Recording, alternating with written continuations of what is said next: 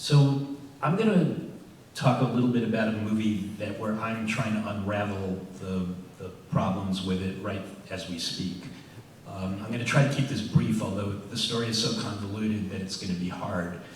But I produced a movie about 18 years ago that originally was called The Hairy Bird.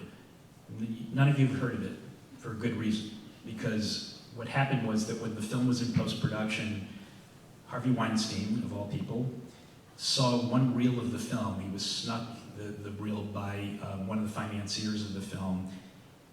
As a result of that reel, he thought the movie was something very different than what was intended. And he bought the movie for a lot of money, and then began a process where he completely buried, destroyed the movie because it wasn't what he wanted it to be. We've heard a lot of stories like this, right?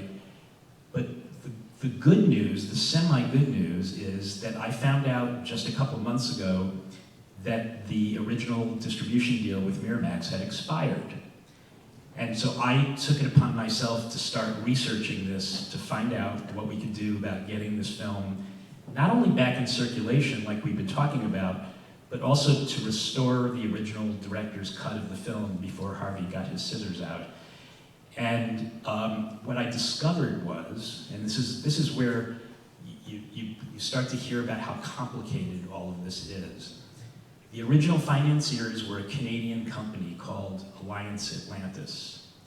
Alliance Atlantis sold itself many years ago to a company called Entertainment One. When that deal happened, they sold all the rights to their library to 5 different companies, depending on what sets of rights we were talking about.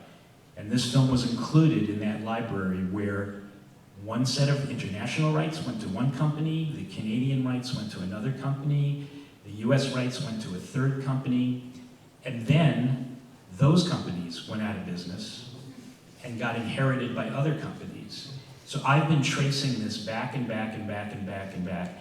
I finally got to the point where I was able to figure out who I believe, to Rich's point, who I believe actually controls the rights to this movie, and I'm trying to buy it back from them.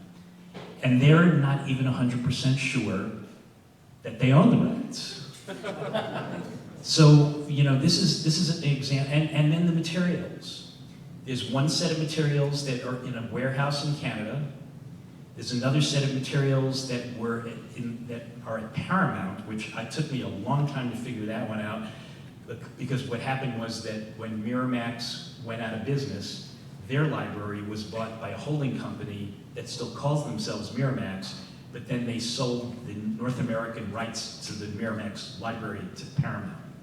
So when the Paramount deal, when the Miramax deal expired, Paramount no longer had the rights. So theoretically, they reverted to Alliance Atlantis, but those people don't, the people who inherited those rights have no idea that they have them.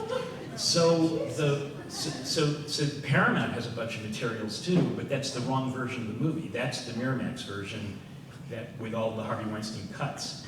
So I have to get to the Canadian vault to find the original materials to hopefully restore the movie to become what it originally was. And in the meantime, guess what? The movie's not available anywhere. So there you go. So that's just to give you an idea of how much research it takes sometimes to figure these things out.